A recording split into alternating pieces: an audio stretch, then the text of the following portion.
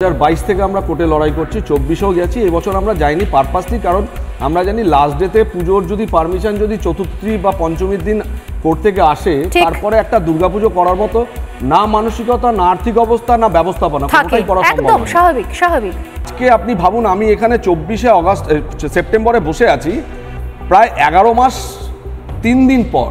11 মাস 3 দিন পর আজকে আমি আপনাকে বলছি, আজ অবধি হিডকো থেকে আমার কাছে একটা রিটিন কমিউনিকেশন আসেনি।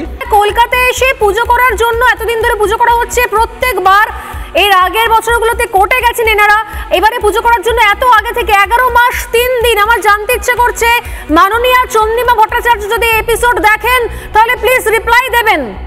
আপনারা তো সুযোগ দেন না, তাহলে আপনার কাছে গিয়ে ইন্টারভিউ করতে, আপনাকে প্রশ্ন জিজ্ঞেস করতে, আপনারা আসবেনও না আমার স্টুডিওতে, সোজাসুজি স্বর্ণালীতে আপনারা আসবেনও না। আপনারা এখন অনেক ব্যস্ত, হয়তো একাধিক পুজোর উদ্বোধন করছেন। 11 মাস ধরে আপনার ডিপার্টমেন্ট, এখন তো চন্দ্রিমা ভট্টাচার্য হয়েছেন এখন হিডকোর চেয়ারপারসন, আগে ফিরাদ হাকিম ছিলেন, একটা অনুমতি দিতে পারছে না পুজোর জন্য। এই আপনারা মঞ্চের ওপর থেকে আবার হাঁকেন নিলামের মতো করে, কত দেব 80, 85, 89, 1, 10 দিয়ে দিলাম। 11 মাস 3 দিন ধরে অপেক্ষা করার পরও একটা পুজো কমিটি অনুমতি পেল না।